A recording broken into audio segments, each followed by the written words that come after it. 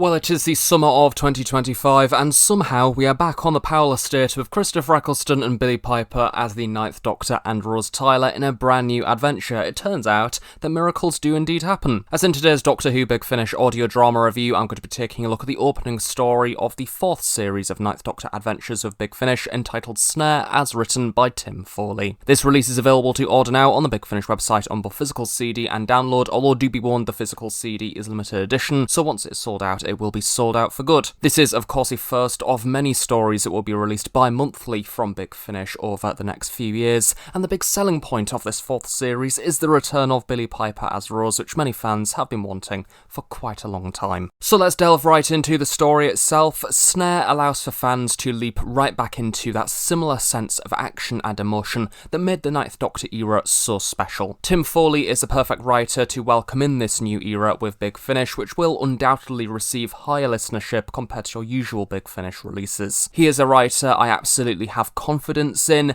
and it's been so nice to experience him progress throughout the years of Big Finish, starting off with the likes of the Torchwood monthlies, ticking off each incarnation of the Doctor, and now being the lead of a flagship release that many people will naturally be listening to. Now, it is important to grab attention with this opening story, but also tell a compelling adventure that will cater to many different types of Big Finish listener, and I do think that Snare does that. It's easy to follow, it demonstrates the potential of bigger ideas within the audio medium, whilst not being overly complex to daunt the newcomers. Much like Vampire Weekend, his introductory story to the new 13th Doctor and Yaz series, Foley's writing has an accessible, very human quality, which I think transcends the barriers which are often associated with the audio medium, it being quite confusing and difficult to follow because of that lacking visual.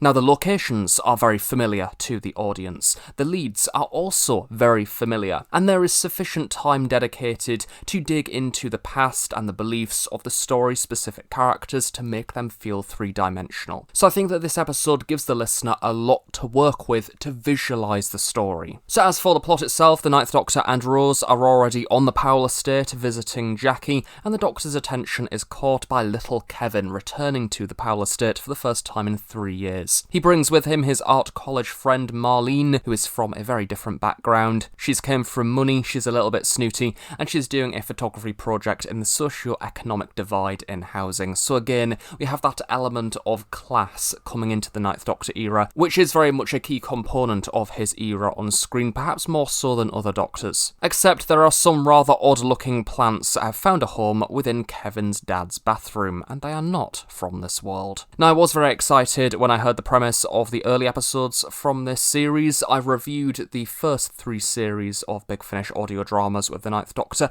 and they are really enjoyable, self-contained stories, but they do lack an overall direction due to there not being any plot arcs. It's just easy, bite-sized Doctor Who with very little commitment required. Reintroducing Rose Tyler brings us right back into a period of the Ninth Doctor's history which we are all very familiar with as an audience, and the decision was made to set these early stories directly after Rose's ordeal within Father's Day. She wants to be home, she wants to visit her mum, and this creates a great sense of purpose for this episode emotionally for Rose. It's also building on the Ninth Doctor's personality as well, getting him used to people again, being in that domestic setting, something of which that he is rather reluctant to do at times, but he cares about Rose and her well-being, so he's going to do that for her. Handily, this story's placement also really captures that perfect blend of alien and sci-fi and domestic normal human life, which Series 1 and 2 is both known and loved for. There are multiple references throughout this episode which refer to earlier events within Series 1. To me, it's almost like a follow-up story theme-wise to World War III as we are back on the Powell estate, so it's very aware of its position within the timeline, and this makes Snare feel really familiar to me as a listener. It's welcoming and automatically hits the tone of the era. It doesn't feel like this release came out in 2025, it feels like it could have been a bonus story within a Doctor Who annual or Doctor Who magazine within a comic strip in the mid-2000s. It feels very of the time. And by exploring these bizarre plants within the flat, we also gain an insight into Kevin's past, his relationships with his dad, and overall his upbringing, and it not being the best at times. I definitely felt for Kevin throughout this episode. Alex Austin conveys vulnerability and trauma authentically, but also a self-determination to better himself and create his own path in life. The dialogue, I think, gives Alex a lot to work with, and yes, as well, we have that friend Marlene. She's very different to him, but I can understand how they have found one another at art college, how their paths have crossed, and for him to care about her as a person, despite them being very different. And I can also understand why it's rather uncomfortable for him, because two parts of his life are colliding, his early life and his art college life. One of the great things about Kevin being present within this story is it also allows the episode to dig a little bit into Rose's past, growing up on the Powell estate as a child. There is a particular scene between Kevin and Rose that they share, a rather special moment in Powell estate, which, come to think of it, is probably the same park that we see in the background of Rose. The sound design feels very urban and realistic with the creaking swings and the metal, but it's not too over the top. And in these moments, I was reminded of Rose's age, which is something that I often forget, that she is actually quite young. She's portraying a young character who is learning who she is, and I think that Billie Piper does perform this rather nicely. And Rose also learns more about Kevin's dad and the past that she's seen as a kid, but now she's looking back on her own memories with the perspective of an adult. It's an effective way to show how Rose has matured as a person. Now, Kevin's struggles also offer a chance to shed some light on who Jackie Tyler is as a person from another person's perspective, which I think is quite refreshing. But also the importance of her role to Kevin in those early years. This story builds on that sense of community within the Powell estate, and I enjoyed those scenes arguably more than the alien sci-fi moments within the episode. Especially with it being set after Aliens of London, there is also a clear progression in her relationship between Jackie and the Doctor. It's still not amazingly close, but I think both characters are certainly trying to warm to one another. But obviously there is still that element of detachment there. The Doctor is still very alien. Now, this episode will have lots of interest for the sake of nostalgia, people revisiting their childhood,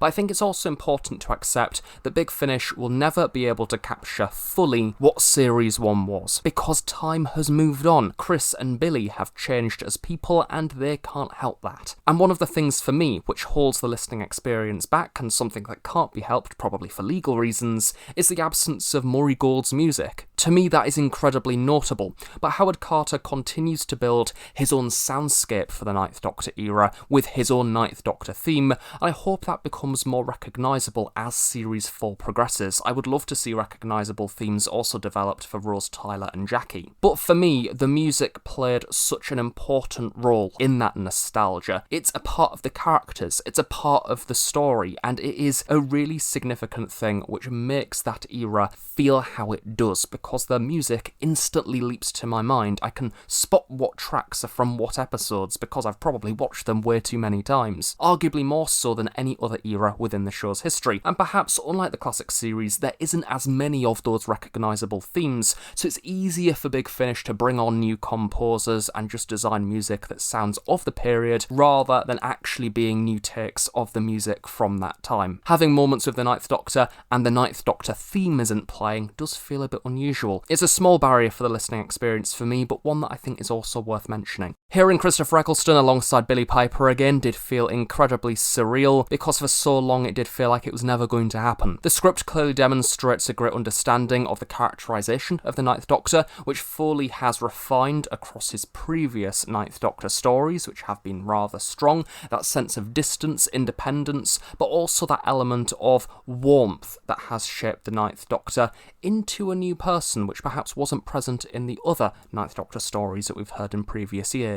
Let's just call it the Rose effect, because he's been changed as a person. There's a lovely moment where Rose prompts the Doctor to explain things to Kevin so he can see what's going on, and he's a little bit reluctant to do so, but he goes along with it anyway, so it shows how Rose is positively changing who he is. I would have liked to hear more from Marlene in the episode. I do think she is somewhat shortchanged at certain points, because she is clearly very important to Kevin, and I would have liked to dig into that relationship a little bit more. The alien aspects of the plot are quite bizarre. I wouldn't say it's exactly the focus of the story, but I appreciate the way it provides a stage for the characters to grow. It's a very visual, imaginative story, and it's rather straightforward to follow as well, but the character work provides the depth to make this story stronger overall. It's not the most complex nor experimental idea that Big Finish or Tim Foley has devised over the years, but it works as an introductory concept that places our protagonists at the forefront. As the series progresses, yes, I would love to hear more experimental stories come in, and at the end of this episode I would have liked to have an additional scene or two just to dwell on the end a little bit more, as it does end quite quickly, I think. But as always with a Tim Foley script, there is that delightful range of emotion, and as a listener I felt involved with the journey that the characters go on. Doctor Who's Snare is a warm hug from the era that many of us grew up with, but it also showcases promise for what is to come within this range in the future. And within the next episode, The Last Days of the Powell Estate, set in the same location of course, I'm expecting the character work from this story to be built upon. I'd especially like to hear more moments between the Ninth Doctor and Jackie in particular, but also more moments for Billie Piper to stand out individually as Rose, because both of the leads clearly have so much to offer, as we all know, because Series 1 is excellent. Doctor Who's Snare doesn't just rely on nostalgia to tell its tale, it has some lovely character moments, and the Plant 4 feels unique, so in turn the episode is memorable. Tim Foley plays to his strengths of crafting authentic characters, and the location makes the Powell Estate overall feel so real on audio. It does feel special, it does feel nostalgic, but crucially, it doesn't feel run-of-the-mill and just done before.